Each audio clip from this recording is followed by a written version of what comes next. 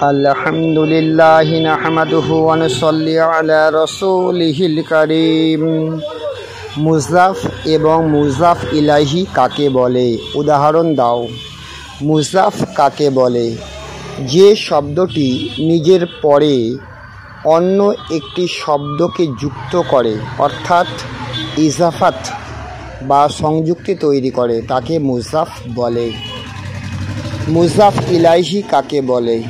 যে শব্দটি মুযযাফ এর পরে আসে এবং সবসময় মাজরুর অর্থাৎ কাসরা অবস্থায় থাকে, তাকে মুযযাফ ইলাইহি বলে। উদাহরণ: কিতাবুত তালিবি ছাত্রের বই। কিতাবু মুযযাফ, আত-তালিবি মুযযাফ ইলাইহি। বাবুল বাইতি বাড়ির দরজা।